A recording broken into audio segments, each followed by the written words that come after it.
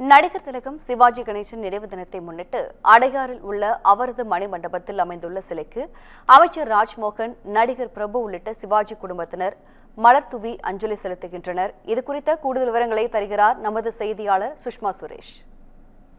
வணக்கம் கௌதமி.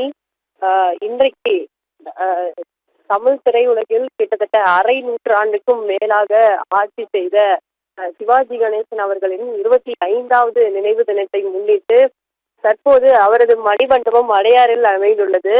அந்த சிவாஜி கணேசன் மணிமண்டபம், அந்த மணிமண்டபத்தில் தமிழ்நாடு அரசு சார்பில் அமைச்சர் ராஜ்மோகன் அவர்கள் மரியாதையை செலுத்தி வருகிறார். அந்த காட்சிகளை நாம் பார்த்துக் கொண்டிருக்கிறோம். உடன் ரசிகர்கள், பொதுமக்கள் என அவரை போற்றி புகழ்ந்தும் காமராஜரின் புகழை பாடின சிவாஜி என்றும் அவரை போற்றி புகழ்ந்து மரியாதை செலுத்தி வருகின்றனர். இது மட்டும் இல்லாமல் நடிகர்கள் பிரபு, இயக்குனர் ஆதிக் ரவிச்சந்திரன், மன்சூர் அலிகான் என பல்வேறு நடிகர்களும் மரியாதை செலுத்தி வருகின்றனர். இது போக இந்த இந்த சிலையானது, சிவாஜி சிலையானது 2006ஆம் ஆண்டு அப்போதைய முதலமைச்சராக இருந்த கருணாநிதி அவர்களால் திறந்து வைக்கப்பட்டது.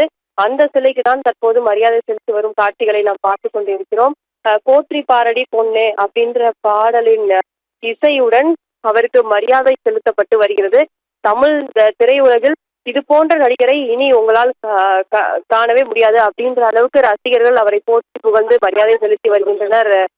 கௌதமி, விவரங்களை வழங்கியமைக்கு நன்றி சுஷ்மா.